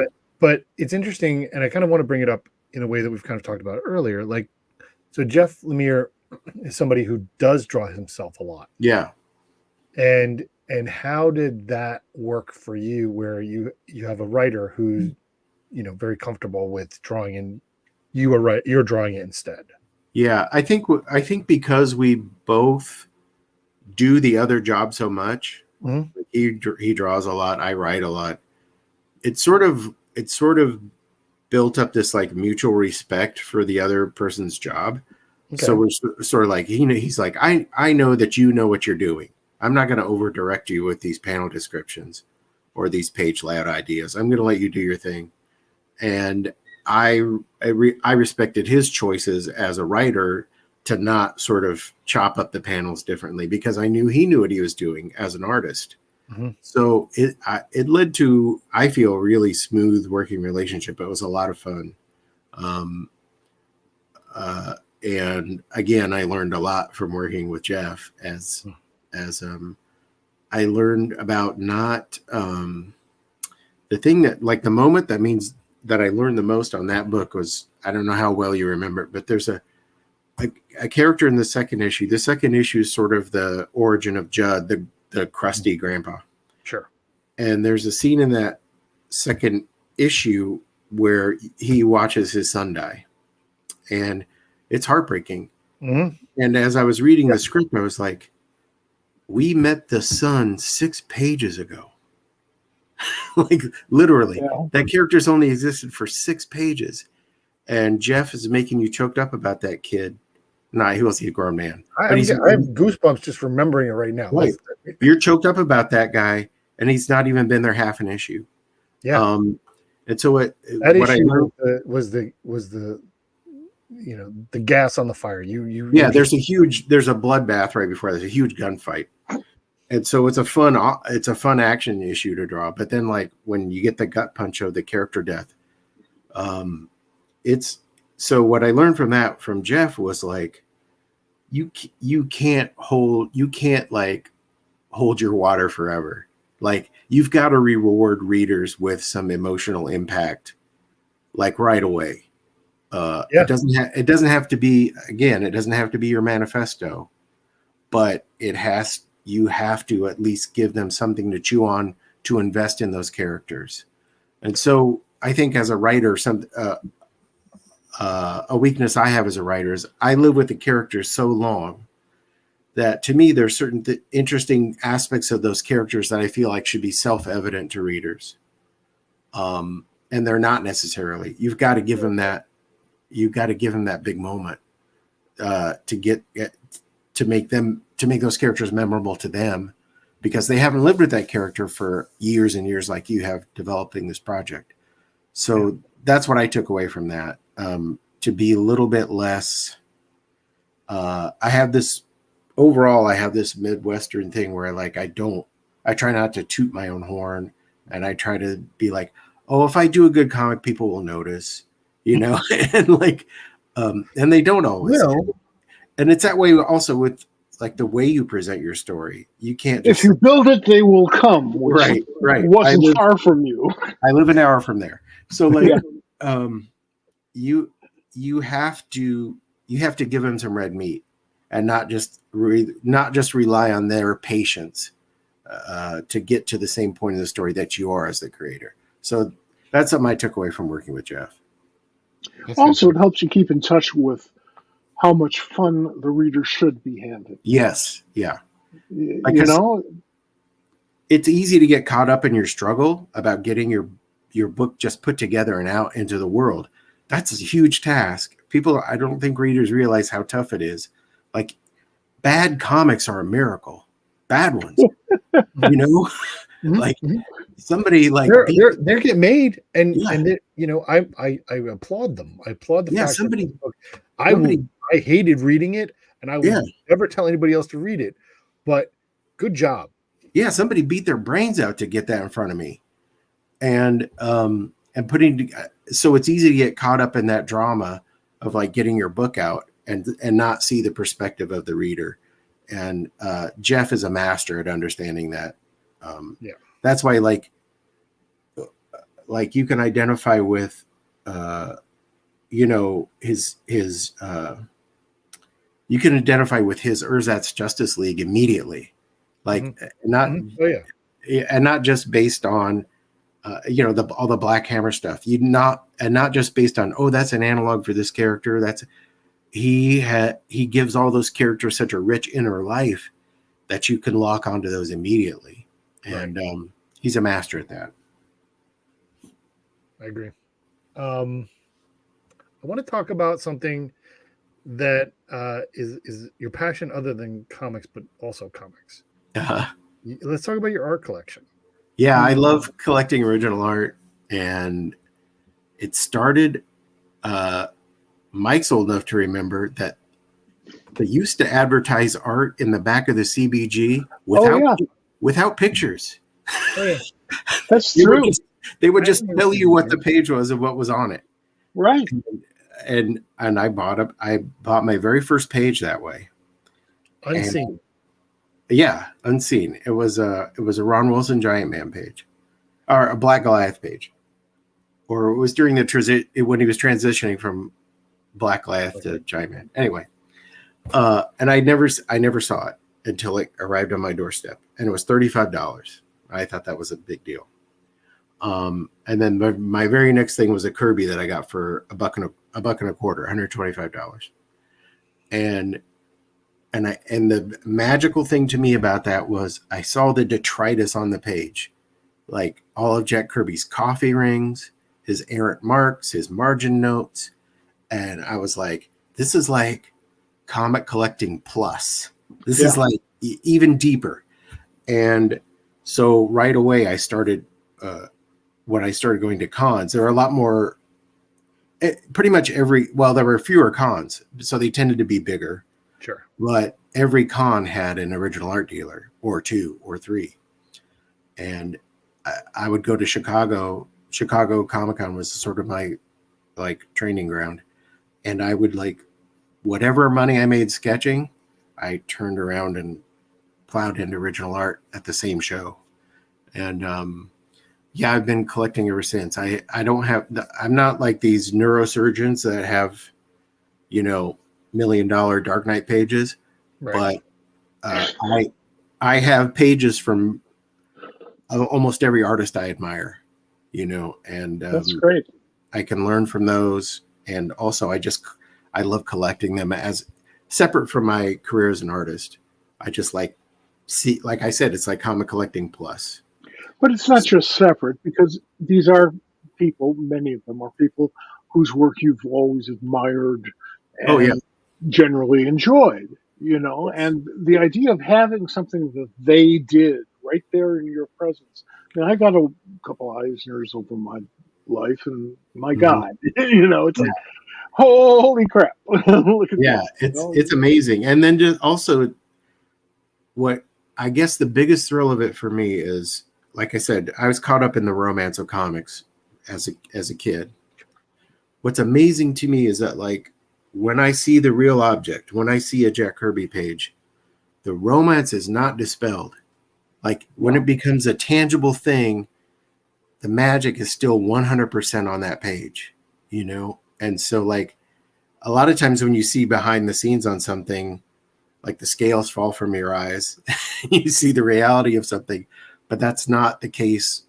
It's sort of like seeing a band live and they sound as good or better than the album, And when you see a page and it's still got the verve that brought you to that page, it's still alive on that page. Super rewarding sensation. Plus, it memorializes a wonderful experience you had previously. Oh, for sure. And that's a nice connection. That's a nice feeling to have, because that person who may not even be alive any longer, right? Can reach through time and affect you like that. Yeah, and especially at the age I am now, when I see a page from somebody that's passed, it's like it brings up the memories of that person, of my interaction with that person. Yes. Yes. There used to be this fan artist named Grass Green. Oh, I know Grass. Yeah. He used to buy his pre-ruled pages. He was also the loveliest, nicest person you'd ever meet. Yeah, sweetie. I mean, he was such a wonderful person that you'd expect the next day's headline to see that, oh no, he's really a mass murderer. I mean, that's how great a guy he was. And every once in a while I'll see some of his old work, and it's like all of that stuff comes running back to me. All those good feelings comes running back to me, and I admire that. I mean, here it is, decades after the poor guy died, and I can go like, "Hey, thanks, pal. You're still working." He's still alive on the page. That's right. And it's funny, I bring it up because you're kind of vocal about it on social media. You talk about the things that you're looking for. You recently, there was the demon page you wanted to get back, and you couldn't. That I drew. It was a page I drew. yeah. So, like, how does that? You missed out on your own. I couldn't afford it. You couldn't afford your page. No. I mean, maybe I could have, but I just bought a Russ Painting Magnus Robot Fighter page. Right, I saw that too. That took all my money away, so I couldn't afford my own work. I did get a page from that auction for people that don't know, Kevin Smith is going through like a divestment phase of life. You know? Okay. Like a lot of people when they hit 50 get sort of like, I have too much stuff. I've had the opposite happen to me, but he, so he's like, I got to get rid of some of this artwork and these books and this memorabilia. So he had a big auction, and he auctioned off a lot of the Green Arrow stuff he owns, and a lot of it were my pages, but I couldn't. The ones I really wanted, the old ones, I couldn't get. I got one of the later ones, so I did get something, but yeah, I didn't get my Demon pages back. Just wait. Yeah. Well, you might. Yeah. But Things show up. besides getting back your pages, what do you look for in? And it's funny because I wanted to bring this up, and you I have to say you answered every question almost that I wanted to ask about it in that in that way. But like, what is that thing that you're looking for when you? Are there holy grails that you don't? Oh yeah, I'll probably never afford them, because as my income grows up, they stay out of my graphs sort of proportionally. Yeah. So like it's right there. I get a Watchmen page is not happening. You know, it keeps going up just like my income. But I can get a Dave Gibbons Green Lantern page. You know, that's cool to me, and that's cool. Beautiful. You know, and so I do. But like, it's mostly artists I admire. I'd say that's about 80% of it is an artist I admire, and then 20% of it is nostalgia. So when the two combine, it's like magic. So like, if I can get a Joe Kubert, Nestor Redondo Ragman page, that's hitting all my sweet spots. You know, it's Joe. It's Nestor. One of those. I think I got 8 of those. So like, really? Oh my. So, problem with living in Iowa is that you can see the thieves coming. Yes. So, yeah, but also in my neighborhood, like if a car pulls through that people don't recognize, it like the calls start going around.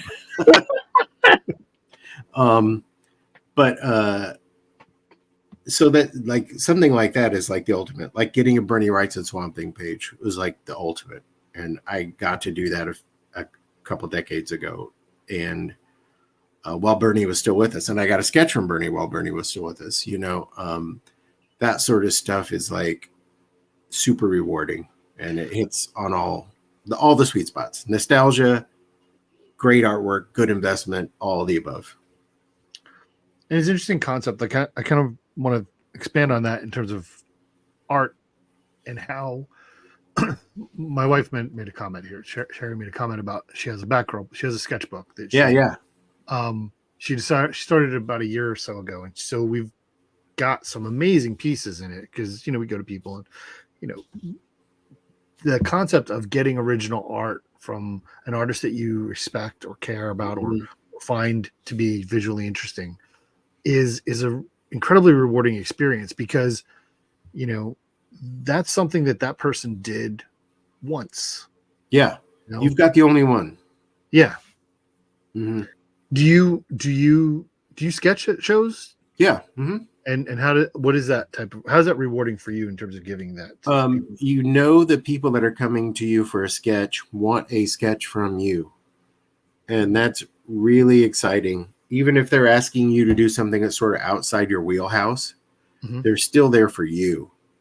They could have gone to somebody else, and it's exciting that they will come to you and say, "Well, like at Terrificon, somebody wanted me to do a Razorback, the Spider-Man villain Razorback, sure, which is obscure character, weird character, but they came to me for it, and that like got me excited, So I'm like, you're gonna get the best Razorback I can do, and it was fun. It was rewarding, I should have pursued that like the way Sherry is with Batgirl. I should have gotten a book together of Fin Fang Foom drawings, but oh yeah, well, man, his son is the creator of his son, right? The fire breather. Fire Breather started out as a Fin Fang Foom Junior book at Marvel, and before they pulled the plug on it, and then we sort of took it back and reworked it. He's actually, not to get too deep in the weeds with Fire Breather, but we started out pitching a Young Avengers book way, way, way, way before Young Avengers. Mm-hmm. And one of the characters in the book was a teenage Ben Grimm, or an analog of a teenage Ben Grimm. It was a young guy who had the Thing's look and powers. And then Claremont, who was shepherding the book along at Marvel, said, you also need villains. You need teen villains for these teen Avengers. And so I thought, yeah, we're going to have a teen Fin Fang Foom. And so when that whole thing fell apart, as pitches at Marvel and DC often do, we combined those two characters. So we wanted the pathos of this like kind of outcast Ben Grimm character, and just the background of a kid whose dad wants him to grow up and rule the world, and whose mom wants him to go to community college. We wanted to combine those two characters, and that's how Fire Breather was born. But yeah, I would have jumped right into your Fin Fang Foom sketchbook. Yeah, that's awesome. It's fun because this has been a great conversation. You used the phrase a couple of times, the romance of comics. Yeah. And it's so rewarding to talk to people about just how much there is that at the end of the day, there's all these books get made, Yeah. They're all here, we read them, but every one of them has had people work their asses off to make sure that what came out was the best they could do. Yeah, there's blood in those, Yeah, it really is. And as a reader, understanding that and feeling that, like looking at, I'm going to go back to it because it's kind of recent with the Gotham City Year One. I've read almost everything Tom's ever written, and I know Tom well. He was on the show a couple weeks ago. So I expected certain things from the writing, and I've seen your work and I've followed your work for a long time. So I expected a certain style, but putting the two of them together with that story, every page was a joy. Every page you could feel the interplay of the story and the art just meshing perfectly to reveal this complex story that you wanted to be in that page. You didn't want to be too close to it because there's a lot. But you wanted to be there. You wanted to see it. Like that's the thing about creating an amazing comic that as a reader that made you fall in love with it. What was the first book that you ever fell in love with? It's hard for me to say, because when you're a kid and you see any comic and it's your first comic, that's magical. It could be terrible. Sure. But it had something in it that like really engaged you and really excited you. But like I said earlier, the first books that like really, really got me serious about it, I started reading FF when I was like 10 or so. Mm-hmm. And it was not really a high point for Fantastic Four, but those were my first Fantastic Fours. So like they were exciting to me. But I would say those Joe Staton E-Mans, those Nick Cutie, Joe Staton E-Mans, they spoke my language as a kid, for one thing, because they're sort of naive stories. The Charlton ones, is that what it is? Yeah, the Charlton ones. the Charlton. The Charlton ones. But that naivete is also, that was speaking my language, Mm-hmm. But I was also drawn to the artwork. I was also like drawn to Novocaine very young. I don't know what that says about me, but that's all right. And then my uncles had, like, they had Fantagor laying around their pool table. They had those dollar-sized reprints of Swamp Thing, the Wayne Wrights and Swamp Thing. Mm-hmm.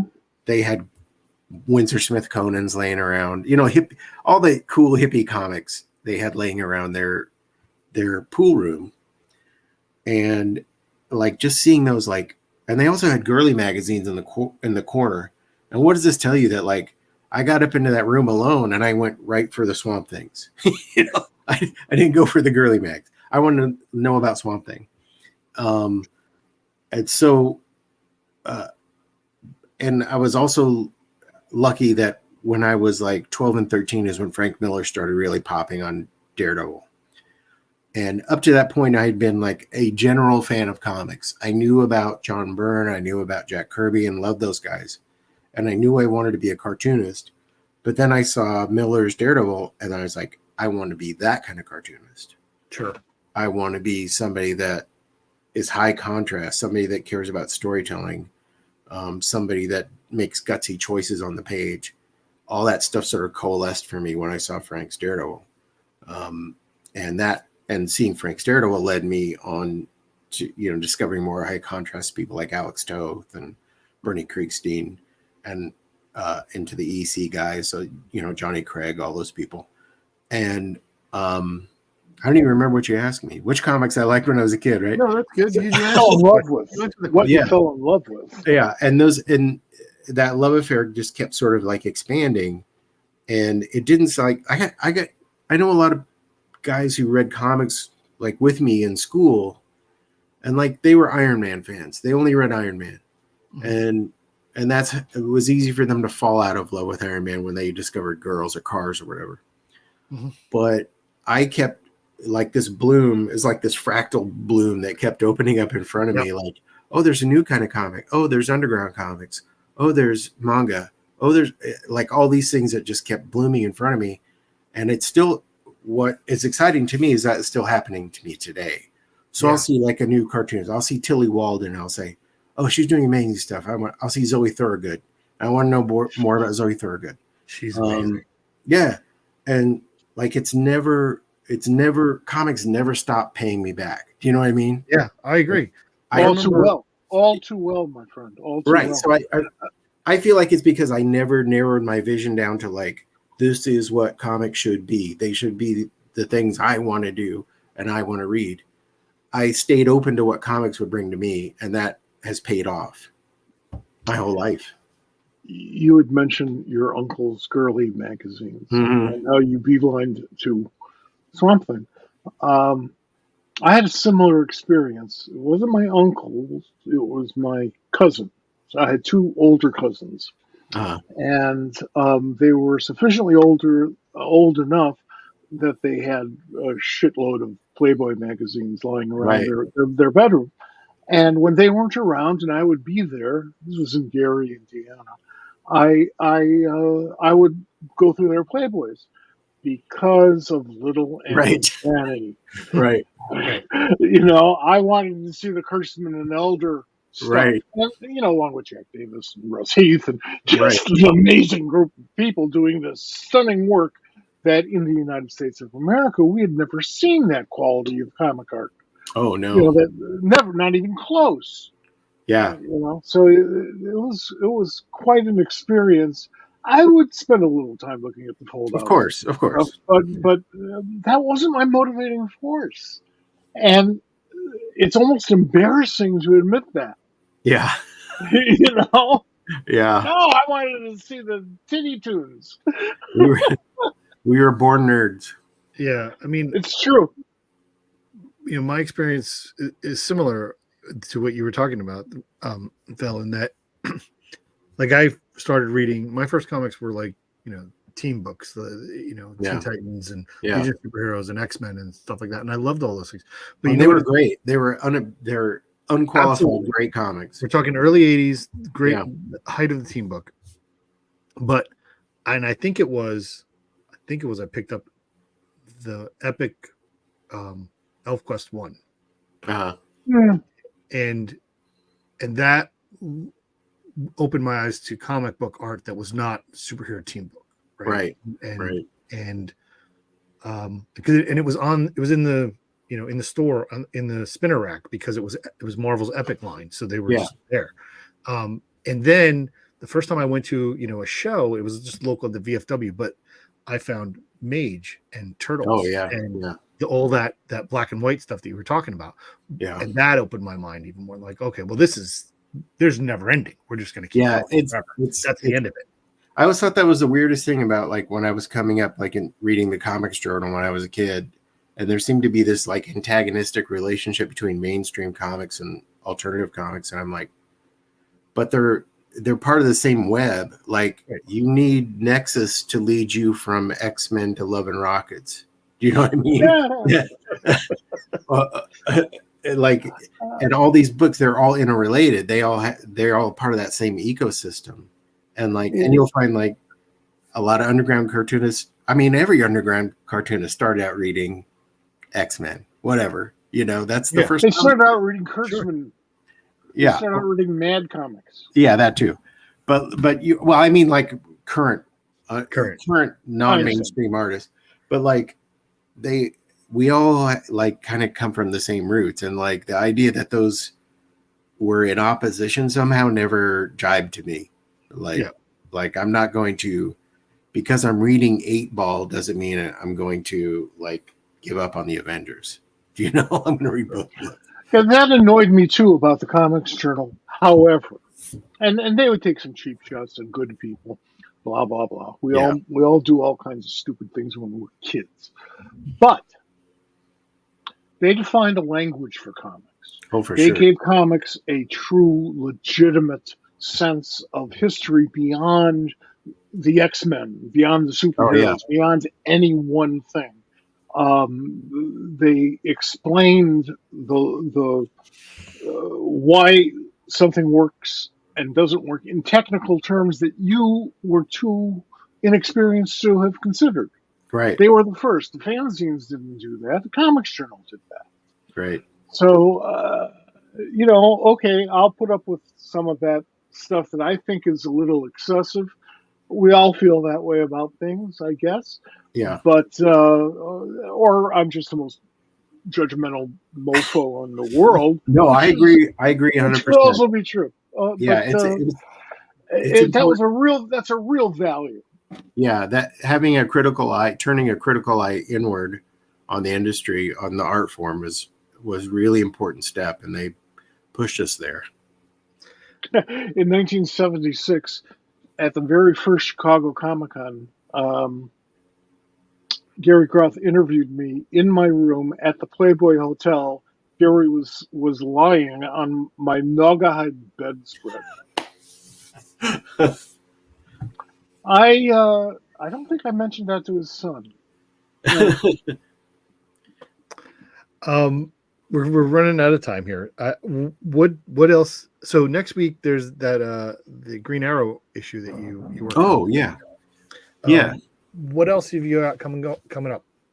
Well, I'm not done with Green Arrow. They keep bringing me back for little flashback scenes, which is a lot of fun and really cool to be sort of playing. Because like for people that are reading this current run, there's a lot of that sort of ping ponging through time going on with Oliver Queen, and you sort of get to see like the vast tapestry of his continuity sort of not only laid out before you, but ripped up and thrown in the air too. So I'm doing some more of those scenes. I don't think it's announced, but I'm starting to do some stuff for Hickman's 3 Worlds, 3 Moons Substack. And then I've got another DC mini on the horizon. And I'm going to do, the only thing that's solid enough to talk about is I'm going to do a Detective Chimp story in the style of Gotham City Year One. Nice. Oh, you're kidding. I'm very excited about that. Oh. I'm a big fan of Detective Chimp. My son once was Detective Chimp for Halloween. Yeah, and that's with Josh Fialkov, who's awesome, the writer who 10 years ago I did my very, very first Slam Bradley story with. Awesome. In the Legends of the Dark Knight. So it'll be fun. You know, Carmine used to say when people would ask him who his favorite character was, he would always say Detective Chimp. And for years, I thought Carmine, it was just an easy out and a funny way to take that easy out. Yeah. You know, but after getting to know Carmine and working with him, I realized, no, Detective Chimp was his favorite character. And even though it was much straighter back in the 50s, it was a backup in Rex the Wonder Dog, which was a very successful comic book.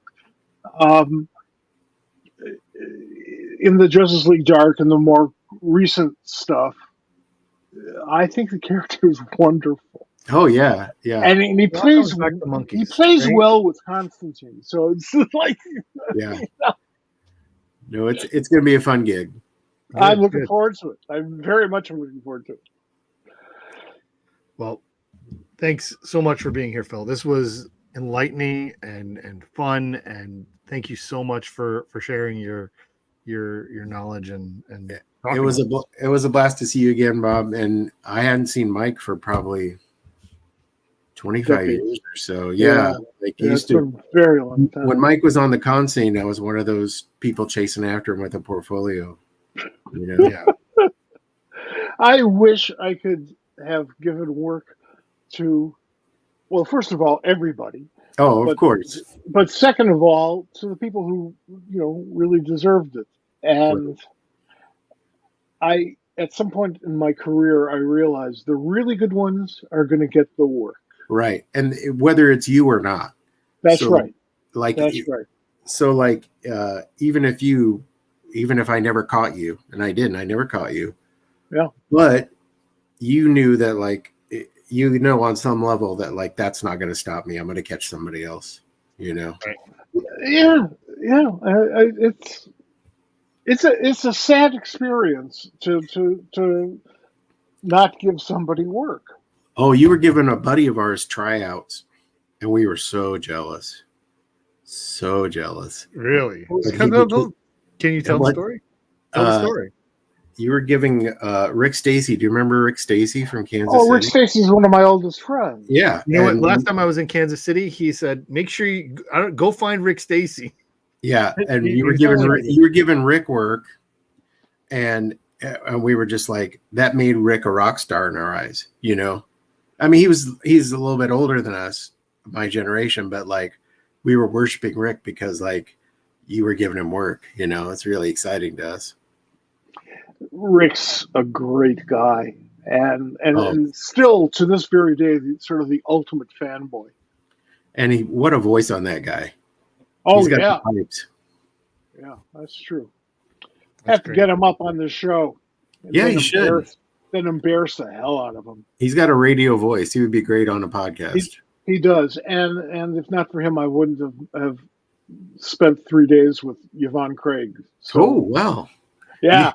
I owe him for that. You owe him a lot. Yeah, God, yes. God, yes. Switch back to the nudie magazines. Yeah. All right. Thanks so much for doing this, Phil. We'll be in touch. Thank you. It was a pleasure. I have to pack for New York tomorrow. Oh, yeah. Good luck out there. Thank you. Yeah, and I'll have me back anytime. It was a blast. We will. Right. Thanks so much. That's great, Phil. See you guys. Take it easy. Oh, that was great. All right. I have to pack. I know you got to come to New York. I am. I'm going to be on a train up to the city. It's living in growing up in the tri-state area. I will continually refer to New York as the city. And sure, me too. And when anybody says anything other than that.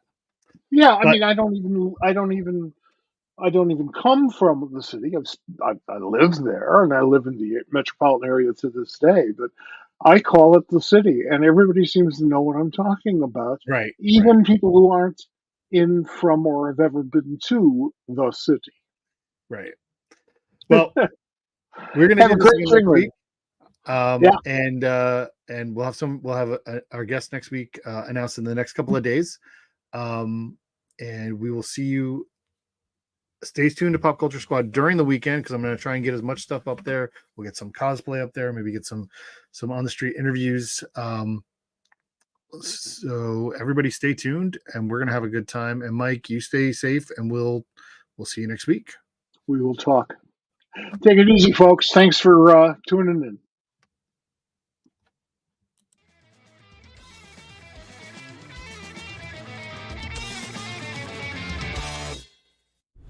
This has been a production of the Pop Culture Squad Network. PopCultureSquad.com. How do you nerd?